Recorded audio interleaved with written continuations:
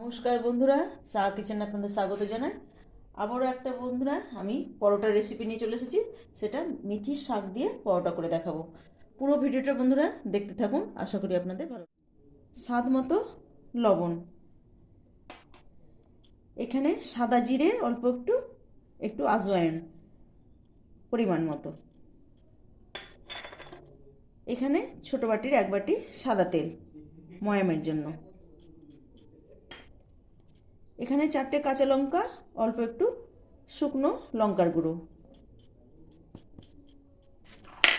এবার সমস্ত উপকরণ আমি ভালো করে মিশিয়ে নেব। এবার কুচিয়ে রাখা মেথি শাকটা আমি দিয়ে মিশিয়ে নেব। তারপর অল্প অল্প জল দিয়ে মেখে একটা শক্ত ডো বানিয়ে নেব।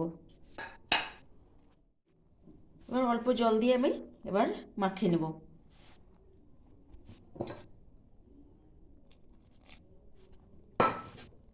আমি 15 মিনিটের জন্য ঢাকা দিয়ে রেখে দেব। 15 মিনিট হয়ে গেছে বন্ধুরা। আমি এবার আমার নিজের মতো সাইজ করে লেচি কেটে নিয়েছি। এবার আমি বেলে ভেজে দেখাবো।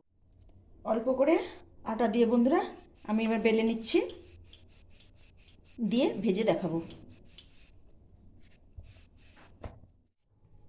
ফ্রাই প্যানটা আমি আগে থেকে বসে দিয়েছি, গরম হয়ে গেছে। এবার আমি পরপর পরোটাটা ভেজে নেব। আমি এবার তেল দিয়ে এপিট ওপিট ভালো করে সেঁকে নিয়ে পরপর একই রকমভাবে আমি পরোটাগুলো সেঁকে নেব।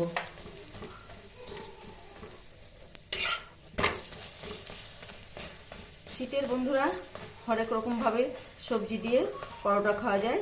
এইভাবে একবার বানিয়ে দেখবেন, খুব ভালো লাগবে।